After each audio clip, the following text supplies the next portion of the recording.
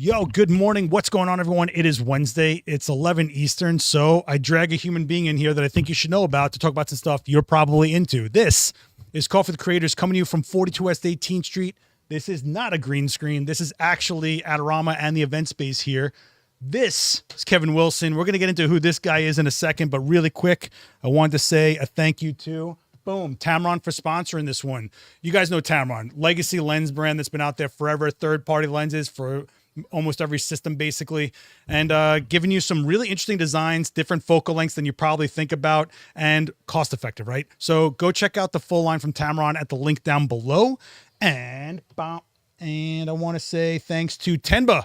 Tenba is giving bags to all our guests now. They're supporting this show. I mean, look, we appreciate everybody's time coming on here, and Tenba is a real photo company. I'm talking 1977, a photographer in New York started that bag company, and they're still going today. Check out the links down below for everything from Tenba. If you've been shooting, you've heard that name. If you've been shooting for a long time, you've probably had a Tenba bag. And last but not least, I want to say a huge thanks to, Gotham Roasters for hooking us up. Cheers, kid. Cheers. What'd you get? I got a dirty chai. Oh. This guy's like, I drink coffee on top of coffee with more coffee. I'll take a chai, please. No, there's espresso in here too. Oh, that's tea and espresso? Yeah, I've never done that. Yeah, never no, done that. it's dirty. Is that what dirty means? Mm-hmm. I never knew that. I guess I stay too far away from the only tea I drink is green. Yeah. Just throw the green tea in there. The only time I'll drink a tea is if it has espresso in it. Oh, geez. I can even one day I'll try it out. 6 shots deep right now. If he hits the floor, guys, I'll jump in there. I'll try to jump in there. All right. Well, guys, who is Kevin Wilson? So Kevin's a guy that honestly I met him through here, and this is kind of one of the cool things that was always going on at Adorama is peers came through, locals came through, and it's New York, right? So he's always been shooting a lot of live acts, music.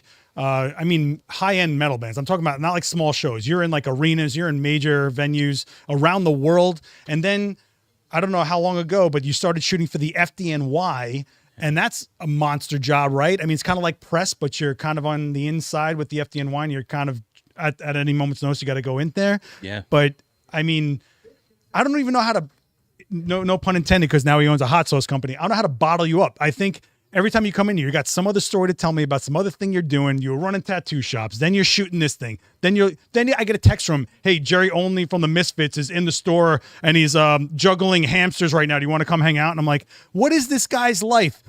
So tell me, what came first in this line of photography for you, and what made you jump into it? So I've always been into photography itself since I was a kid. And over the years, I started dabbling with it more. I had an art gallery through a tattoo studio. I would showcase the artwork that was stuff that I really was interested in. And because of that tattoo studio, we had a lot of musicians who would come in. And then the musicians would also know that I did photography, but I never really pushed that edge of like, hey, let me shoot some music stuff. And then as odd as it sounds, I jumped in full force very fast by someone by the name of Dave Navarro from Jane's Someone Addiction. named Dave Navarro. Yeah. So Dave was a good buddy of the studio, and he needed some press stuff done. He saw that I did photography. And from that point, it was like, hey, why don't you come out and shoot a show? So the very first show that I shot was Jane's Addiction, all access, due to Dave. And from that point, it was some images got posted. He posted some things. Jane's Addiction posted some shots. And then out of nowhere, it seemed like my profile kind of went a little viral. This is when Instagram was more in the moment, instantaneous, where there wasn't this algorithm that's built on a monetary value. Now it was, hey, something went up 10 minutes ago. People who follow you saw it. And I gained a lot of traction overnight from this. And then from that point, it literally turned into people texting me from other bands, hey, we see you coming, we're coming into your town, would you like to photograph for us? And you know, in the beginning, I'm trying to figure out my style. I'm new to this industry, and it's rapidly growing with eyes on my face where I didn't have it before. And all of a sudden it's like, well, now I think I better start taking this serious. Right. And then it turned into me shooting for magazines and getting money from it and turning it into a living. It's always the money that makes you go, you know what? Actually, I think I can do this, I right? can actually pay for my camera equipment, Right, and my right. wife won't be so mad. Right.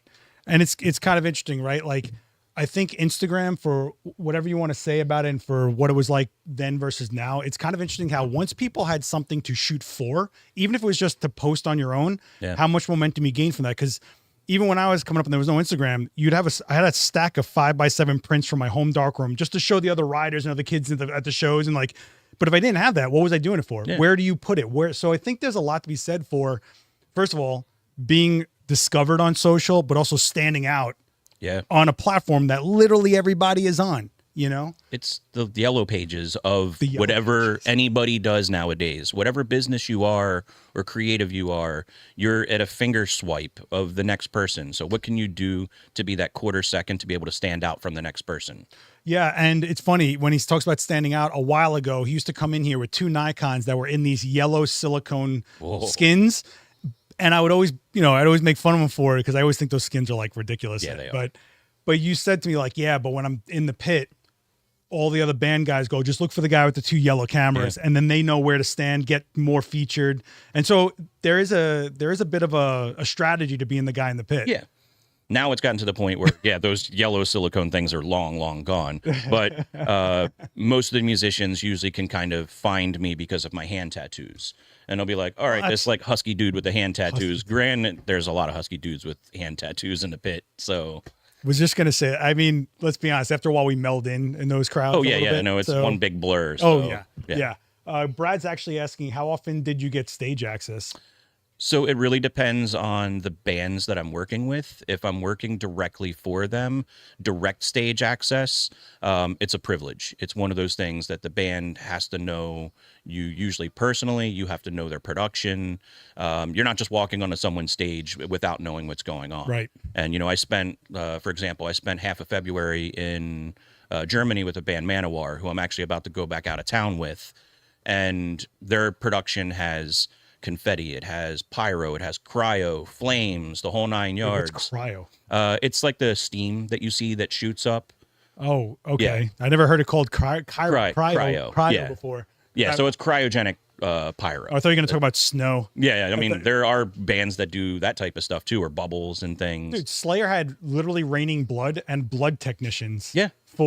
Yeah, there was all sorts of crazy things. So whatever you can think of in a production as a photographer, if you're getting that stage access, you really need to know their set design and you need to work with them, because if you stand too close to something, you are going to feel those flames. And in February, definitely there was one moment where the flame is the pyro box is right here. And I knew I needed to get a shot of when the confetti was going off. And I'm still standing far enough back. And as soon as that pyro goes off, you feel it. And pyro mixed with confetti must be fun. Oh, yeah, totally. Yeah. So has there been any of your favorite effects you've seen on stage yet? As a fan or a photographer? I mean, I'm always a fan of flames. If it's, proper flames. I come from the heavy metal industry. Good flames, whether it's like Slayer with the flame walls or Pantera that has like the giant flaming Pantera logo or any of those things. Like there's something non-traditional about just regular music photography when you're dealing with some sort of active production. But you get the luxury of working with an entire professional crew. I mean, I don't want to bring this up. I just got recently heated over it. People lighting kids on fire for portraits lately. But you're working with no protections, no protocols, and their children. You're working with teams of pyrotechnics that actually have fire science under their belt. Oh, yeah. Like and you're not paying a dime for that production. You get to actually just be there. I'm the fly on the wall. What is better than that? I think there's something to be said for the bands gaining their trust, right? So a lot of people gain a client list because they just don't want to look for the next person. If you did right by them, you delivered what they wanted, they like it, you're reliable, guess what? You're their guy, right? Yeah. And again, I become the guy again. So like next week, I go right back out on tour again between Istanbul, Bulgaria, Greece. And, I'm humbled and blessed for the fact that the stuff that I do, people find value in it. Well, and it took me many years. I mean, as any photographer, we all look at our work and we want to trash ourselves because we don't find value in it until we see other people finding value in it, because that validates what you've been putting all this hard time and effort into. So like the goal is to make sure that when you are given that opportunity, you're being able to like deliver on the responsibility at the same time. Right. I think I've seen some people over the years that weren't ready for it, just kind of get into the starstruck aspect of it, or not treating it like a job, and just like, the worst is when people take out their phones and spend more time showing what they're doing rather than doing what they're doing. Yeah. And that is a massive problem if you're going to try to be a professional. Yeah, I've seen tons of people in the pit that would show up, and I don't want to start naming other bands and stuff like that because I don't want someone to be like, I was that guy. But, you know, it was a big show at Madison Square Garden, and there's maybe 15 photographers in the pit. And then, you know, it's a good bit of people. You want to be able to blend in. You want to be able to focus on the job. Yep. The job is for whatever you're shooting for, whether it's a network paid or non-paid, or you're shooting directly for the band. You see some guys all of a sudden take their cell phone out. Now they're jumping up and down in the pit and stuff. And it's not about you. There's a rule called stage black, and we dress all black to make sure that we blend in, because the show's not about us. The show's about them. Right. And you have to respect the fans at the same time. And, you know, the one thing I love about working for Manowar is their whole thing is you focus on the fans first. The fans have paid so much money for this production. Right. So you want to make sure that you show them the love. Then we focus on the production. Then we focus on the band. Everybody knows the band. So you need to be able to show everything else outside of that to make people want to keep coming back for more. Well, that's also what you're doing. Every shot you take is promotion for what happened and what someone missed out on to go feel the next one, right? Yeah. And then when the books come out or they look back, and I think we talked about this, you're shooting like multiple frames per second. You give them the one image, and the frame right after that one you keep, so there's almost like a rights thing. Oh, of course. Can we talk about that for a second? So yes, I mean, let's explain it first. Okay. So in photography, there's different aspects of you owning your rights. I do have clients where I am for hire as a contract photographer where I lose all my rights. And it's like, I know we can go into this discussion back and forth. I know not a lot of people are into it. The only thing is you're doing a job at the end of the day. And if you are able to sustain living and staying very busy with shooting on a consistent basis, you can afford to be like, all right, well, I'll take that one on the chin. I'll take this one on the chin because I'm shooting so much.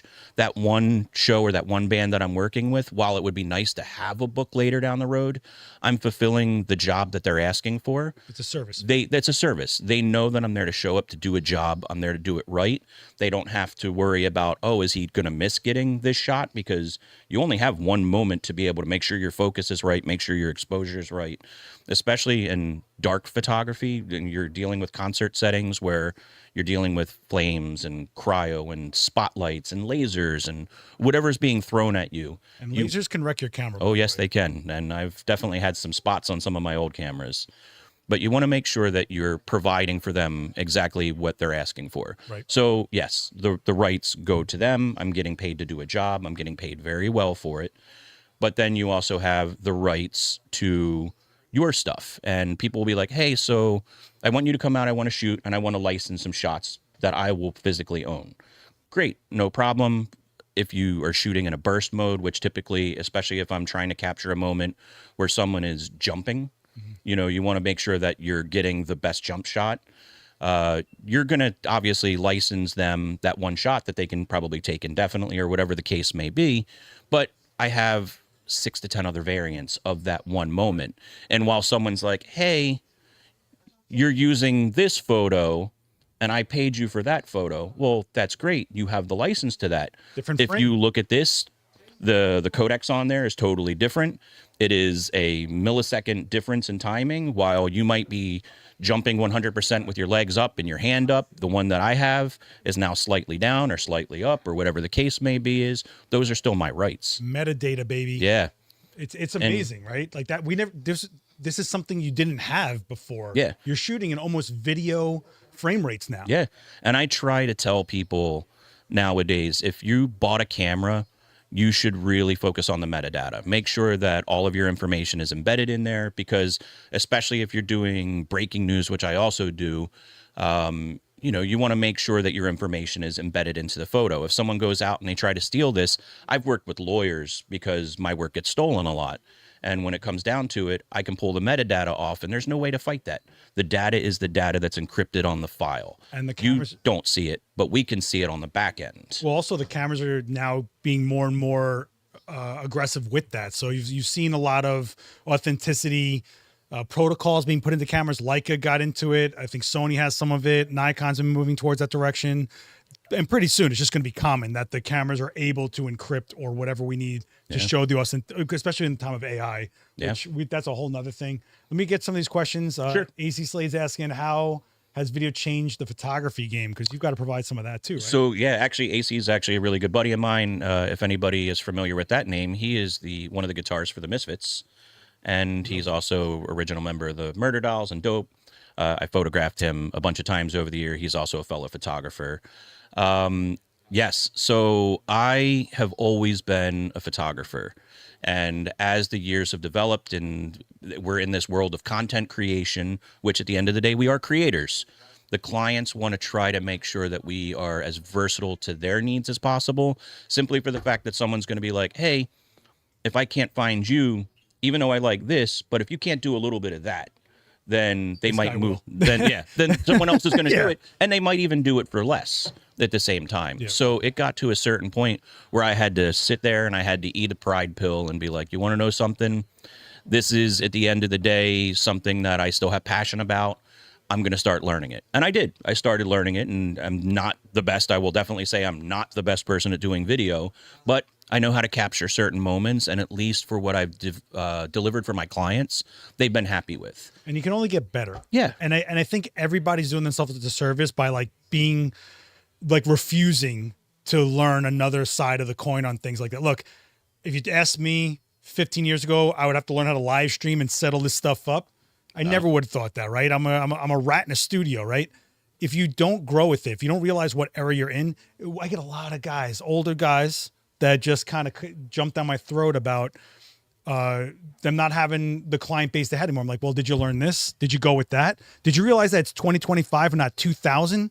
Like, at some point, you got to own it and go, the industry changed. Am I still in this industry? Yeah. That is really a question you've got to ask yourself. I try to break that down to a lot of people where they can start to understand the psychology of it. I'm like, okay, well, we went from film cameras to digital cameras. We had to make that move in order to be able to survive. Yeah. Do you remember that? And then all of a sudden, okay, well, now we have cell phones. People, when cell phones first came out, they were the bricks. People were like, well, I'm just going to wait till people call me at my house. And then all of a sudden the cell phone came out. And then the cell phone turned into the smartphone. And, you know, there's going to be a battle of evolution in every industry we can think about. And we need to make sure that we're at least going to be open to the idea that change is coming.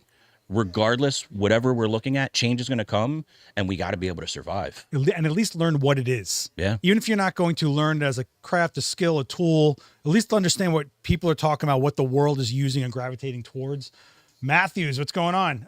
They're asking, can you share any backstage etiquette for photographers? Backstage etiquette. So each band is usually going to have their own particulars. There are some bands where they have what they want to call quiet time, where you're not going into the dressing room, you know, especially when a band is about to go on stage. Everybody has their own mental rhythms. Right. You know, I've been with some bands where like the guitar player puts headphones on and he like buries himself into a corner at the venue and he doesn't want to be, you know, around anybody. You have other people that are loud and social and they want to hang out and they want to be everybody's best friend. And then you have the ones that are like, I need vocal warm-ups. I don't need to be interrupted with anything. So you have to be able to feel the environment. And my best thing, especially being a photographer and working for the bands, the one thing that I always say, whether it's me working with a band or going and shooting a wedding or something like that, they know I'm the photographer. I don't need to come in rolling deep with my cameras right off the bat. It doesn't make sense. You have a rapport. We have to have, especially if there's a nuance about like how we're going to try to understand everybody's dynamic and their, you know, their thought process with things. They know I'm there. We get a lay of the land. Cameras don't come out. We feel things out. We make sure that there's, you know, obviously some sort of like mental connection before we start this. And then I typically start small. Mm-hmm. When I know it's time to be able to start taking some photos, I start casual. I take out a smaller camera. I have like a little Leica that I pull out so that way it's not a big loud camera. And I just sit off to the corner of the room, grab some casual candid shots. You know, you don't want to make someone look bad in any light, because of course this is your job at the end of the day, and you don't want to ever make someone feel uncomfortable. So there's no set rule on how to do this. You just need to be able to feel the environment and understand how you're working with those people. And presence is a big thing. I think people, especially like if you're doing something where you're trying to gather candid feels, it's about comfort levels. And sometimes a comfort level of someone that doesn't know who you are sees guy with big lens and just gets different. Yeah. But if you that's why I always keep my Fujifilm X106 on me. Yeah. So much fun. No one cares that you have it. They don't think it was serious. They don't think it was serious. Yeah. Exactly what it is. Actually, I bought one of my first medium format cameras off of a woman who was like, I can't get any of the shots I want because they see this giant thing. So she sold me the whole Mamiya kit. Yeah. And she ended up moving into a rangefinder, and she traveled shooting portraits that way. Yeah. And but that was a choice she made based on, the demeanor and the rapport and all that other kind of stuff. Yeah. Musicians are the one type of people that are very sheltered a lot of times off stage than they are on stage. They're giving you so much publicly. There's another, you got to understand the gamut. Yeah, and you got to realize that these people that are on stage are totally different when they're off stage. So you need to be able to make sure there's a balance of understanding how to capture the moment on stage versus off stage completely. Have you had any talent that you have met for the first time? The chemistry just wasn't there with you guys, or you just go into pro mode and go, I'll just do my job. Good luck. I am here to do a job at the end of the day. Yeah. I'm getting hired to be able to do what they expect that I need to deliver on. So while, yes, you and I can sit back afterwards and be like, man, this was so amazing to be a fanboy over this. But at the end of the day, I'm not there to be a fan. I'm there to do a job. Yeah. And there are too many people, sadly, out there that have cameras that are there as a fan, and they're not there to do a job. I know. And then it kind of ruins how people want to try to interact with other photographers. But I think that's why you get called back, right? Yeah. There's like, you were a good experience for them and they got the product they wanted from you. Of course. You know what I mean? There's a lot of, we had Chris Buck here and he shot a lot of celebrities. He's like, everyone thinks I'm best friends with all these celebrities. Like, I did the job for the day. We hung out for the day. I never hear from them again. Yeah. There's tons of bands that I've worked with and people are like, how was it working with this person? And I'm like, I was 20 feet away from them the whole show. Right. We never interacted. Also, if they're at that level, they're a professional in their own right, and they understand how to work with other professionals. Yeah. I don't need to be best friends with everybody. It's just, we're there to do a job. That's it. Yeah, I think people, and it's fine to do this. People use the camera as a social gateway a lot. Oh, yeah. And a lot of people even start out as that as a hobby, then they get more serious with it. But at some point, you've got to make a decision of what you're really doing there and why you're there. Yeah. Like, what is your real, and honestly, you got to be able to look back and be like, look what I created, look what I did, instead of, now I know this person, like it's celebrities coming here all the time, normal people, help them out, and then they'll come back. Yeah. You start, but have you ever gotten into a new band they haven't shot before, whatever, and they're just not feeling the way you're doing it, and they're trying to like mold your style, or they don't know what they're getting with you, and they could. So, I mean, there are some bands out there that they have their own direction and approach that they want to do things, and these are conversations that we have ahead of time. Yeah. And while they're like, hey, we understand you photograph in more of a portrait aspect of, like if you look a lot of my music stuff, I tend to do singles. Everything is like focused on that specific musician. But I do work with some bands where they're like, hey, we know you know how to get the shot, but we really want this aesthetic and this feel at the same time.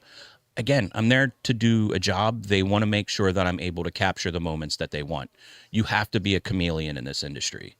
Well, you have to be, first of all, you have to be able to just do it. Yeah. Right? Like, yeah.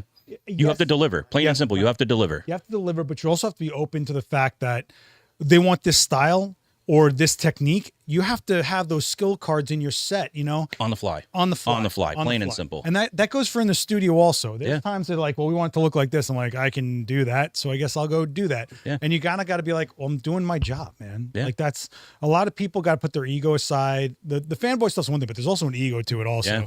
I'm sure there's been a lot of photographers that you've had to elbow around. Yes. Yes. Yes. That was the so face. yes. Yeah. I mean, and no matter in what industry you're working in, whether it's music industry, if you're doing red carpet events or anything, even, doing breaking news and stuff, you're around people that are there for their own agenda and they're trying to get their own job done. Whether the ethics are right or wrong at the same time, you're there to do your job. You try to stay level-headed. I don't want to get there and get into an argument with anything. You have to be able to work on the fly. You know, I've been to some venues where we say, okay, we're going to get to shoot in the pit. And then all of a sudden they realize the crowd is way too intense. Yeah. And then they're like, hey, everybody out of the pit. And I've watched people get blacklisted from this, where they start messaging the tour managers and they message publicists and all that stuff. And they're like, I'm there. And if I would have known that, I wouldn't have pit access and me, and all that stuff. And it's like, buddy, show up prepared. Like, there's been plenty of times where I'm like, okay, I come with a wide angle because I know the pit is small and I need to be able to get the shots I need to get. But I'm also going to come prepared with a long lens just in case something happens. The last thing you want to be is another problem. Yeah. And that's what Nobody cares about your problems. Thank you. Yeah. Like, they said, hey, can you come to this and deliver this? Can you produce this? Can you make sure this is what we get from you? Yes. That's all that they care about. You know what I mean? And you are being brought in as an independent contractor to deliver. And the second you start making more issues for them, guess what? That guy next to you, they're the guy now. Yeah. And people just don't get that. Yeah. I never understood the egos that come out of nowhere. But let's jump onto the FDNY thing really quick, because I feel the stakes are higher there. Yeah. And I feel like you were dealing more with general public. You're dealing with situations that are highly erratic. There's no security around you. There's like, it's not a production. It's like, here's what's happening. So first of all, how did you get into photographing the FDNY? What does that job even mean, being the photographer for the FDNY? So, yes, I'm definitely blessed to be one of the photographers for the fire department. What a flex for New York. I mean, everybody around the world knows who the FDNY is. I got into them, as odd as it sounds, when I was during COVID time. I pivoted. I went back into doing more journalistic stuff. So I was covering a lot of the protests and fires and, tragedies around New York City, to say the least. And tragedies, but that work was great. I got to tell you, if you take a look back on his Instagram through that stuff, it was really good work, really. So there was unfortunately a triple police homicide that happened, and I wound up photographing a funeral for the news.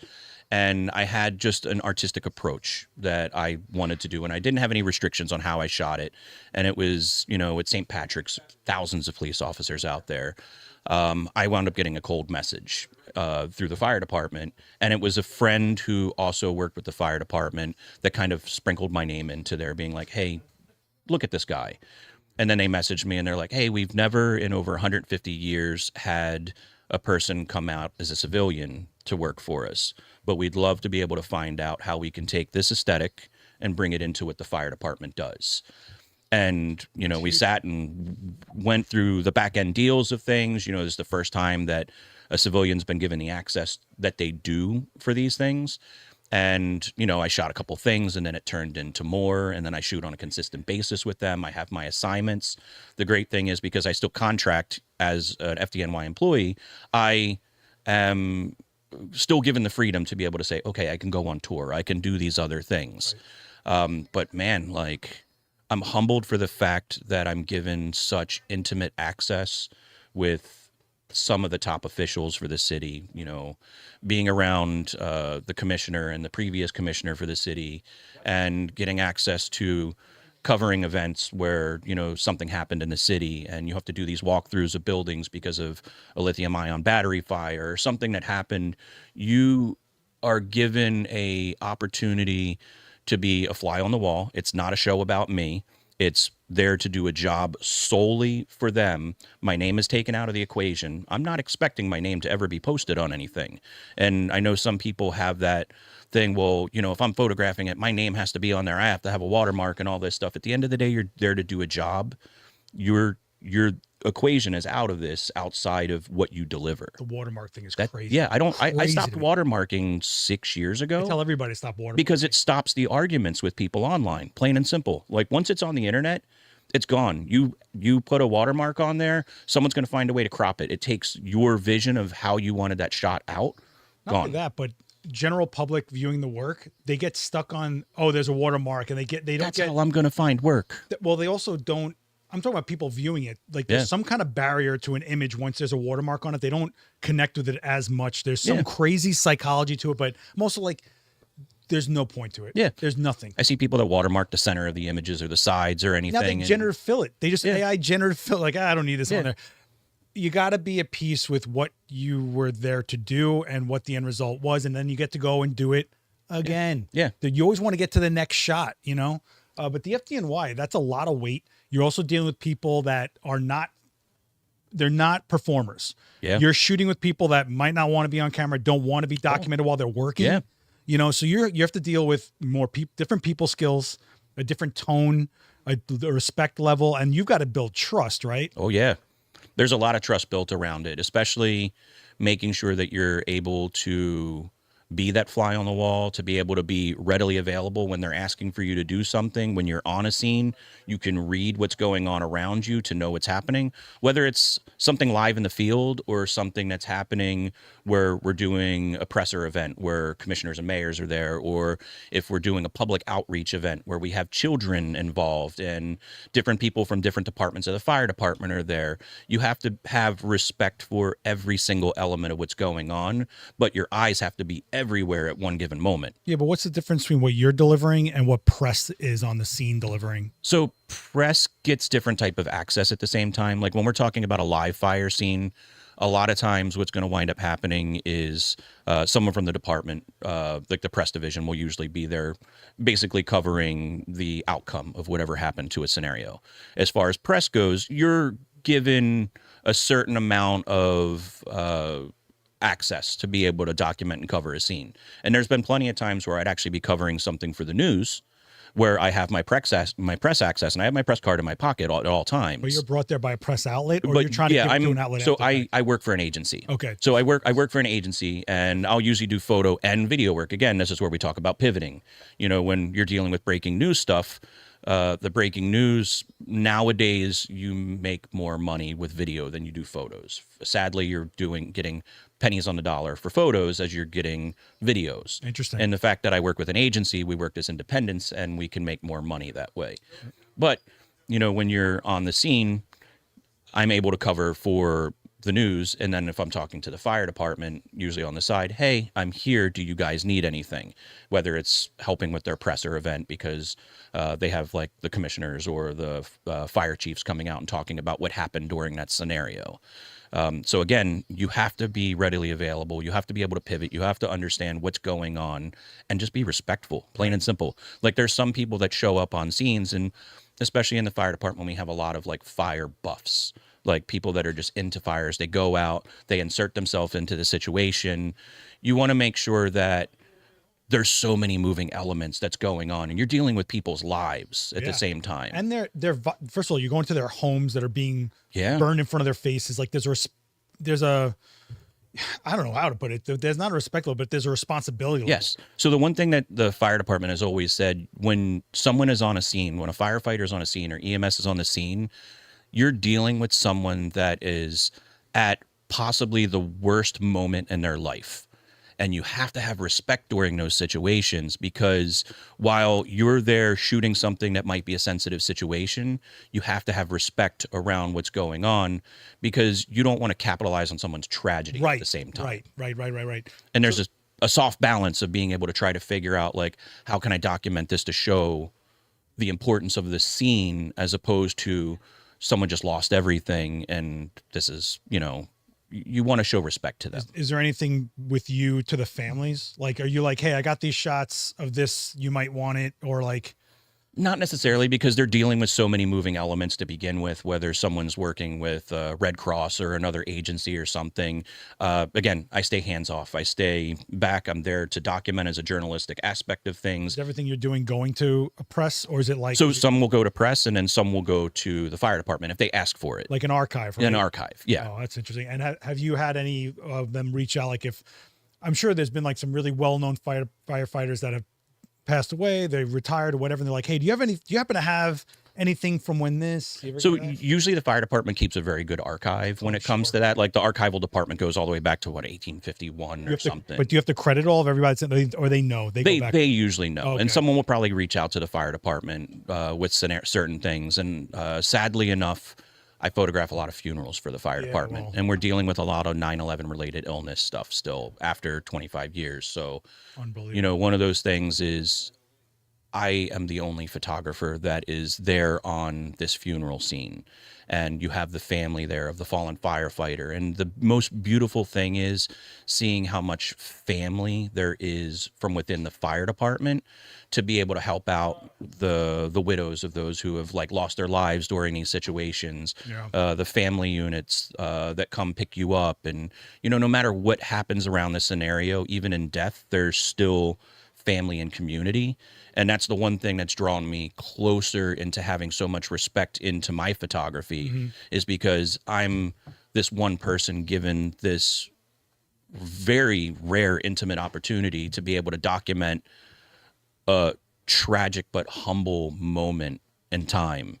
And you want to make sure that you pay so much respect to this situation and you don't, you know, insert yourself, and I'm not being loud, and I'm, you know, there, I get my shot, I move on, I get my shot, I move on. And, you know, to be able to develop this album that goes off to the family.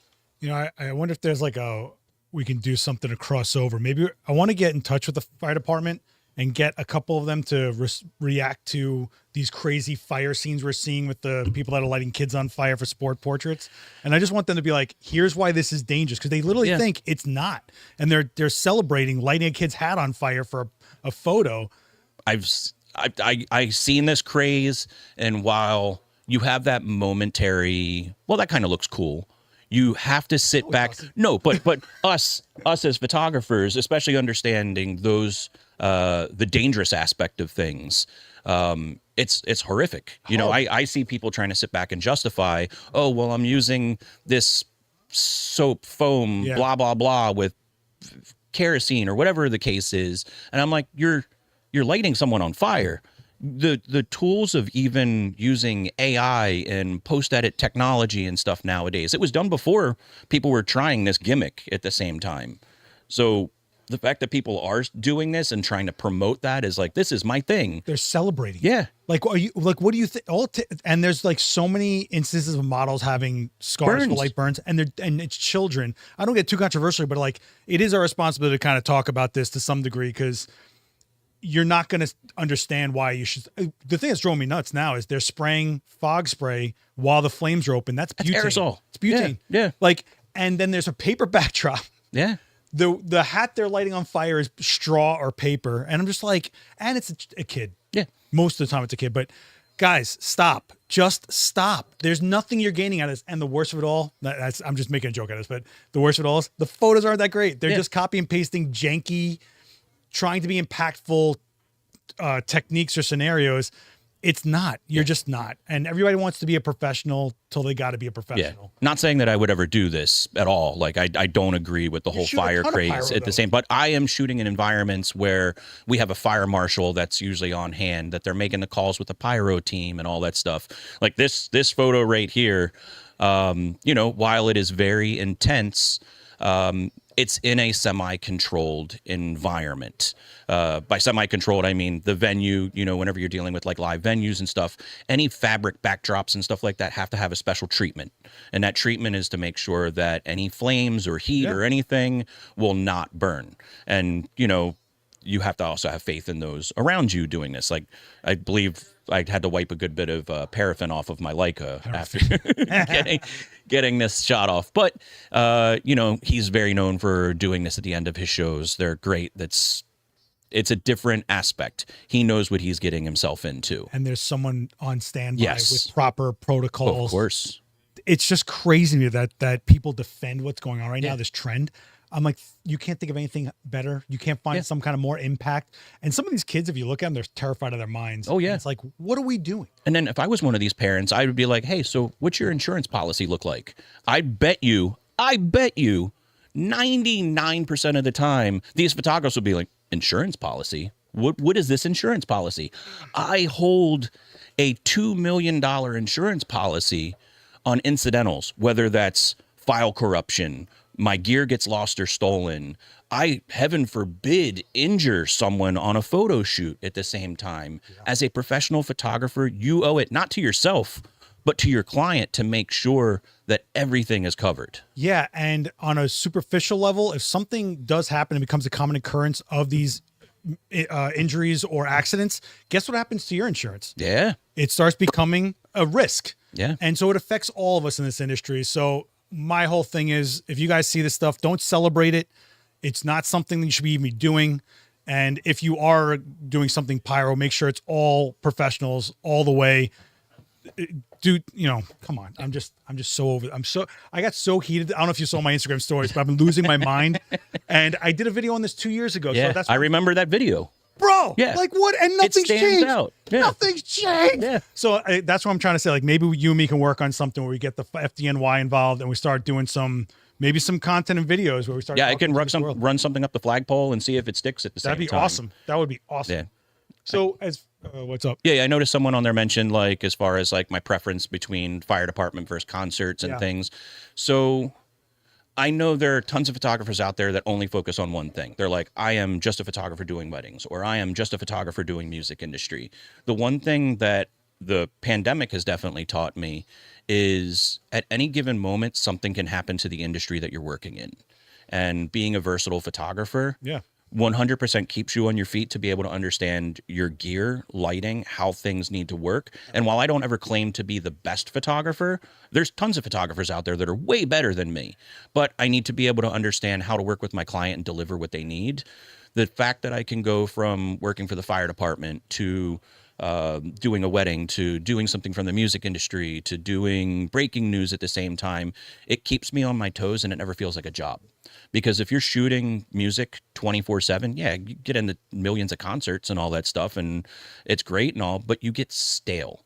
And I feel like there's a moment of like, well, I've done this a million times. You show up, you don't have that like, a moment of like, I'm there to be able to also try to capture the best of these moments. So it's like I take myself out of that equation for a day or two. I'm doing something for the fire department. Then I'm got new eyes on this. And then I go back into doing music or I go into doing weddings. My vision is always like, ooh, I'm coming back into this. What can I do that might be unique and different and take my eye away from doing the same one trick pony over and over again? Yeah. Other genres keep your main genre sharper. I mean, as much as I've shot zombies and creatures and aliens, everything like that, after a while, you start going into this automated mode and you're and maybe it's at a level and people like it, and as much as I probably complain about this, I know Fernando's in this chat, when they pull me out of here to go shoot birds, for example, when I would never shoot birds for a video about a lens, something about that makes me a little sharper for things I might do with an alien when I have to get used to action or see things a little differently, or you just kind of got to stretch every now and then, man. Do you want to eat? You can't eat the same food all the time. And it goes for the same thing creatively. And I do think like, you are shortening yourself if you aren't ready to change genres at some point. Oh yeah. 100%. I mean, it's crazy. The one thing that, I heard, especially when the start of the pandemic hit, was all of a sudden, a lot of the photographers in the music industry were like, what about me? Me. And I'm like, hey, we're insignificant in this whole mixture of things. What about the people who are losing their jobs for a period of time? The back end people, stage production, lighting, all of those guys that have no opportunity to be able to make extra money. We have this camera. This camera does more than one thing. It snaps buttons of everything that you can possibly think of. Yeah. So go out and try to figure out what that next thing is. And that's like how I pivoted, gone back into doing, more journalistic stuff at the same time, because while one industry might die off at the moment, it gives you new abilities to be able to try to pivot and create and think more outside the box and be creative with what else you can do. Yeah, I think that's the biggest question. Is like, what else should you do? What else do you want to do? And I think that's why a lot of people started like channels and content, because you turn the camera on yourself at some point, right? Yeah. And you try to figure something out, but then you got to figure out something to say, something to share, something worth someone else's time. And that's a whole thing. But, I think we all put ourselves, if you care about this at all, you put a lot of pressure on yourself. But the one thing you got to not do is stop. Yeah. The second you stop shooting, the second you think it's not going somewhere, is the second that you are the one who ended it, not the world ended it for you. So just make sure look, how many times there's a shotgun out there and years later it comes back to you somehow because it was out there. A lot. You never know who's looking at your work. You never know where your work is ending up. Your stuff, I can't even imagine where it's ended up. I bet you somebody's making T-shirts of it in some basement in Slovenia or something like that. I have, luckily I have really good lawyers that, if you are a creator and you're putting stuff out there, especially if it goes to the news or anything. I mean, I've had major news agencies steal my work and then we have to deal with those, they deal with those repercussions at the same time. That came about from like younger staff being hired on, like interns. They don't know the difference. They just save image as off of off the website, and it's like, you can't do that. Oh, because it was published to X or Twitter or something, it's fair use. No, that's not how that works. We still are responsible. Like, it literally says for licensing purposes, and it's like, people have to understand that. So it's like, I can't fault the news agency or whoever initially stole it, but maybe the people they have working for them just didn't do their due diligence.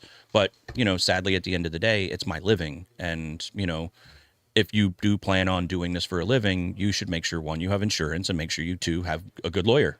Well, also, you going after that kind of stuff keeps the tone going that it's not okay. Yes, the more you let people do that, the more it becomes common that it's okay to do that. Yeah. It's just and they'll just keep taking from you, plain and simple. Let's talk about what you actually have to do when you get to either shows or a scene for FDNY. What kind of gear is your go-to to throw in that bag and get over there? What do you think you're always going to have on you? What are your go-tos? So typically, for the longest time, everybody, was into the Holy Trinity. It was the 14 to 24, the 24 to 70, the 70 to 200, making sure those were always in my bag. As time goes on, I've started to scale back, but make sure that I have everything available for what I need. Luckily, I have a car that has press plates on it, so I can keep a lot more gear in my car should something happen, so I can run outside of the venue and grab what I need. This way I'm not carrying too much into a venue. But, I know they were talking about Tamron being one of the sponsors of this event, or the podcast. The Tamron 35 to 150 f2 to 28 has become like my go-to lens for almost everything now. What are you throwing that on? So I have the Nikon Z8 and I have a Z6 III at the same time. Okay. Depending on, what I'm doing, I usually keep two bodies with me. I also have a 16 mil. Right. I remember talking to me like, should I get the 6.3? I'm like, yeah. Yeah. Yeah, that was a whole thing for you. Because I remember a long time you were like, I'm not going mirrorless. I was mirrorless with Sony years ago. You guys are great. You put out phenomenal cameras. I broke too many of them in my industry. The mounts they weren't surviving for me. I heard they got better over the years. Again, no hate on Sony. But, I went back into shooting DSLR. And then at a certain point, I'm like, I got to make the move. And I need to make the move primarily for the one thing that happened was I was shooting for a private client. And, I deal with clients that just want anonymity. They want a photographer. They want me to shoot for them, whatever they're asking for. They know that I need to deliver. But they also do. This one client wanted silence at the same time. And I knew at that point, I'm like, okay, well, I'm going to have to go to mirrorless to be able to move into, getting these shots that they're looking for. And at that point, I was like, okay, cool. Like, if I need to be able to do this and I need to keep moving forward and I need to keep working with said client, I'm going to jump into this. So I did. And then I bought more and I bought more. And I love it. Like, well, now you're shooting with a Z8. That's all electronic shutter. Yeah. How are you dealing with only electronic shutter at concert venues that might have flicker rates and stuff? So that has definitely been the one disadvantage that I've found with some of the cameras is you will see a little bit of banding. There are definitely some shows where the pulse rate of the LEDs, especially coming at you, are going to be the worst thing because a lot of these the lighting crews they're not focusing on the pulse rate. They're not focusing on this LED is focusing at this pulse rate while this LED is focusing at that pulse rate. Right. And you'll see like LEDs that are coming at you or going up the spots. It's not like traditional lighting back in the day when we were dealing with canister lights. There was no issues with that. You were getting beautiful shots out of these. I miss you, tungsten. Yeah. Love you guys. Please come back one day. But no matter what, every bulb is going at its own rate. You can never be on top of all of it, but even with the high frequency, we can go in between shutter speeds and all that kind of stuff. It's not helping out. I've tried. So for video work, going in between frequencies and stuff like that definitely has been a little bit more noticeable. I haven't played around too much with the macro frequency adjustment for photos. Yeah. Usually I'll take a shot or two and I'm like, okay, this either the shutter needs to be sped up or slowed down to be able to try to balance it out. And that's the one thing about being able to think on the fly. There's been plenty of shows where I've seen people be like, every single photo has banding in it. Well, that's on you. That's on you. Your face. Seriously, it's like one of those things where it's like you should understand to know, well, maybe I need to slow my shutter speed down or go faster to be able to see what you can get as a balance. Also, is this your first time? How'd you get in this pit? Oh, there's tons of people that are like that. And there are tons of people that are there just as fans that have a camera and somehow got access. Oh, that I believe. Yeah. That I believe. But it's amazing to me that someone has a banding issue and doesn't understand what's going on. But then I also realize, especially with some kids that sit in these chairs, Yeah. they've never touched anything that hasn't been Yeah. mirrorless or shutterless. Or everything they know. I mean, their phones Yeah. are shutterless. You know what I mean? So it's like, it's Why is this happening? Yeah. yeah, so AI, can you help correct this banding? No. And you know what's funny is the LED lights are getting better and better with flicker rates as the camera. So at some point, it's not even going to be a thing. We're not going to think about it. But do you deal with any bands or venues themselves that you already know the setups that are happening in there?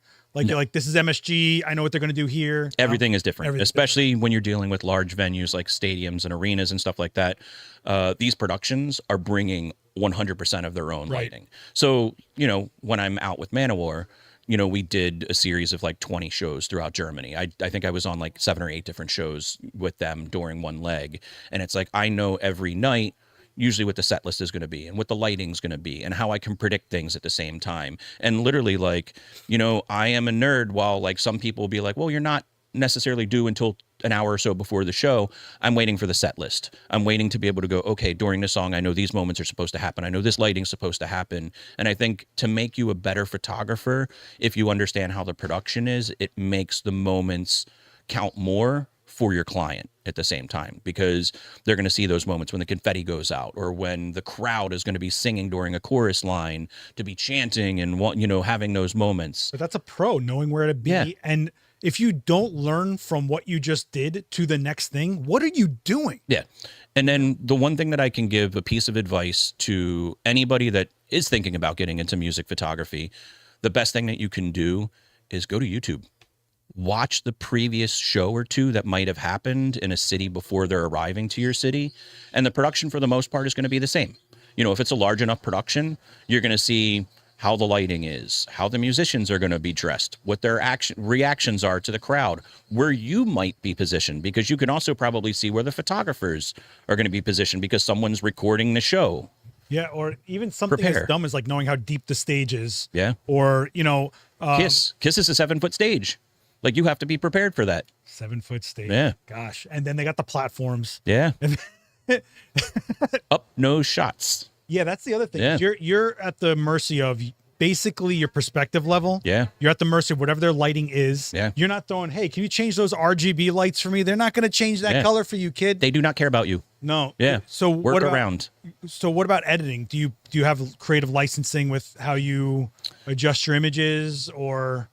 Everybody except for maybe 1 or 2 clients, I have 100% control of how I edit. And that's usually why they hire me. For music industry stuff, if you look at my shots, there are some shots that are similar to what I have, where you can tell the shots are totally different. That shot right there on the right, the Slipknot photo. You know, I know there's another shot out there that's floating around that's almost at the same angle, because we're in the same pit together, and that's just what you expect. You're all going to somehow get something that's the same. But what can I do to make my shot stand out more? And this shot was at least 1 step underexposed. So I know, because I want to be able to retain some detail and I don't want to make sure the shot's overblown, I'm not trying to shoot sometimes 100% at exposure, because you can't during these scenarios. Lighting is changing every 2 seconds or millisecond at that point. And it's moving. You got spotlights. Yeah, spotlights moving. Things are happening. So it's like, if I can shoot a little bit underexposed, I know I can kind of bring up that to where it's not blowing things out. My highlights aren't really going to be gray if I try bringing them down, because sometimes, you know, these spotlights coming at you, if you bring them down, a white light is going to look gray or like silver almost. Right. And then I have like certain ways that I exaggerate my colors. And I think that's one of the things that kind of set me apart from other people. While people are like, we were both shooting the same show, how did you get that? And this is what I have. Well, shooting is one part of everything. It's how you envision the final shot at the end of the day. So, you know, I have certain ways that I exaggerate certain colors at the same time. You know, I try to pride myself on also making my live shots almost look like glass, like they're so sharp and tacked. That's where I'm at. Yeah. I want you to feel like you're there. That's what I want. And I want the interaction to be like, if that person, a fan is standing right there, that they felt like they were a part of the show. Yeah, and a lot of people fall on things like shutter drag really easily Yeah. or stuff like that. And I feel like after a while, everybody's shots look the same. Like, Yeah. hey, the lights are moving. Let me guess, there's streaks going Yeah. on. But I think for me at least, when Creatively use it. yeah, a million years ago when I was shooting punk shows and stuff, you tried to get the talent to recognize you, to give you something, like point at you, give you a gesture. Yeah. I think that makes all the difference. Something as simple as that, which I think brings us back to you having those yellow silicone covers on those cameras, man. Having that, also having a rapport with the musicians. Like there's some there's a buddy of mine, also a well-known photographer as well, Randy Bly from Lamb of God. He's a singer. He shoots a lot of Leica stuff. You know, whenever I go to shoot those shows, the funny thing is everybody that's in the pit somehow knows stand next to Kevin. Because they know that probably at some given point, Randy's going to come over and he's going to point to me. He's going to get in my face. They see me come out with like the wide angle lens. They're like, okay, cool. I know there's going to be something, and they're going to want to try to come around to get that. And I can't hate on it at the same time. Like, we're all there to be able to capture cool moments. It's just the interaction that I've had with those people to develop that over the years. That's where you as a photographer need to also work on that. There's a lot more than just photography that comes into the aspect of shooting music photography. Yeah, and you've also got to not so much stand out, but be recognizable without being a distraction. Yeah. That is the hardest. If you're the fan, you're considered a punisher. And if you're a punisher in the industry, trust me, those photo passes, they won't exist. You might get it 1 or 2 times, and that's it. Oh, my God. Well, every time you come in here, you've got another story, another thing, another name drop in. So before I didn't even care about promoting this. This was just for you. Well, I just wanted you to listen, if I'm bringing someone on here, I'm going to give them all like every ounce of power we got on here. So you decided to start a hot sauce company. He goes, hey, you like hot sauce? I'm like, you always have something you're trying to sling. And I'm always like, not sling, but like you always have a relationship or a partnership or something. Like, we're hustlers. I get it. We are bro. hustlers. Like, look, we're from New York. Yeah, I mean, yeah. It's what it is. But you came by, but this isn't just hot sauce. You're there. The imagery on this. Oh, yeah. You're making fun of something here. So, you know, my whole thing is I love marketing, and I love kind of this indirect aspect of marketing where it's not forcing something down your throat. Like, if you have a good enough product, it should be able to kind of sell itself, either based on looks or what you're doing as far as a service. I don't want to be that public speaker that goes out there and is like the dangling the carrot type thing to be able to force you to buy something at the end of the day. We talked about if it's there and someone's into it, cool. And that's why I'm like, dude, we don't have to talk about this. Like, So my whole concept with this, it was kind of started just on a whim with some friends, and we're like, well, I know I could possibly do this. So I started looking up factories. I found a factory that can produce based off of my manufacturing specifications and everything. And then all of a sudden it was like, looked at my wife and like, hey, so I just started a hot sauce company, and the factory's producing for me, and we're going to have a bunch of hot sauce. But it's cool that you can just go do something. I think people don't realize, like, do it. Nothing happens unless you go do it. You know, be so that's proactive. But this is called unsellable hot sauce, which is pretty funny. And the great thing is, I look at everything as an opportunity to be able to try something new. Mm-hmm. And you can't fail unless you try. So it's like, if this product fails on me, I'm like, you want to know something? At least I tried. But if I talked about it for a year or two and never did anything, what was the good of it? I know. What's the worst happens? You lost some money on it. Yeah, exactly. Hot sauce to eat for a give while. Hot sauce to a bunch of friends. It's great. Like, so, but I just think it's cool. Like, it just shows, I think, real professionals that have the demeanor of professional, not hustling, but you're doing it. Yeah. You don't just think, you go and go do it. Yeah. You deliver. And that's what the testament of this is. So check out Unsellable Hot Sauce. I think you told me it's like beyond sold out though. So so the one that is baby? That one, the burn it all down one. The weird baby. That one's consistently sold out on the website. That's like a ghost pepper. Then I have a scorpion pepper if you want to mess with your friends. If you like a lot of flavor and you don't like a lot of heat, you have that, but I have another one coming out as well, and you get bored. But there's also supporting community as well. Like buying hot sauce of another photographer is supporting the game. So, I just wanted to give you your shout out on that. I appreciate it. Yeah, no problem. And guys, don't forget, check out Kevin right here. Make sure you follow him, especially if you are an events photographer and want to stay up on what's going on out there. Guy's always answering DMs, is always communicative. So I have no problem giving critiques at the same time. If someone has advice, the only thing I don't give advice on is how to gain access. This is one of those things where, like, no matter what you do in any industry, these are things that you hold sacred. Fernando put the link in the chat. So there you go for the hot sauce, guys. Sorry, guys, if it's sold out. Listen, before we get out of here, guys, listen, 5 o'clock today, there's an event going on. So go over to Gotham Roasters on 19th. Say what's up. Adorama sent me. Get coffee. Go sit down here at 5 o'clock for Anya Auntie. She's going to be shooting a self-portrait from zero all the way through editing. She's going to do the whole thing because she does a lot of photo manipulation for fine art portraiture. Very cool. Different type of demo. Make sure you check that out. That'll be on the Adorama Events channel, which is here. Oh, I moved it. It's over here now. Scan this QR code, hit subscribe on that channel because everything we do here is going to get beamed out to that channel and has been for 2 years. Hopefully I can get you in here and you can do some kind of, I think you should be doing some kind of talking here. Yeah, whatever. Yeah, whatever. Yeah, whatever, bro. As if I'll find time. That's the thing. It's like I always try to find a way to say yes because you don't ever want to miss out on an opportunity. You don't get anywhere saying no. Yeah. It took me a long time to realize that, but also I remember you used to be in my front row at my classes. So now I got to get you in here to sweat a little bit. You can learn something from anybody, plain and simple. Everybody. Guys, if you're into this, make sure you hit subscribe, but also check out the rest of the playlist on here. There's almost 60 different guests, 60 episodes of this show. So make sure you check it out. Check out the back episodes, and we're going to keep going forward. I got a bunch of guests getting racked up.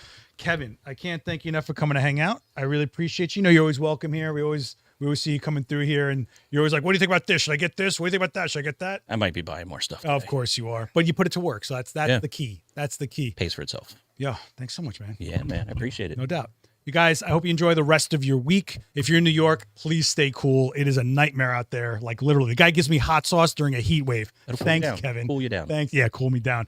All right, guys, I'll see you later tonight over on the Adorama Events channel. And don't forget, Daniel Norton makes his triumphant return back to the event space on Thursday. He'll be shooting easy, creative, clean portraits. Does it get more clickbait than that? I don't think so. Guys, enjoy the rest of your day. Bye, guys.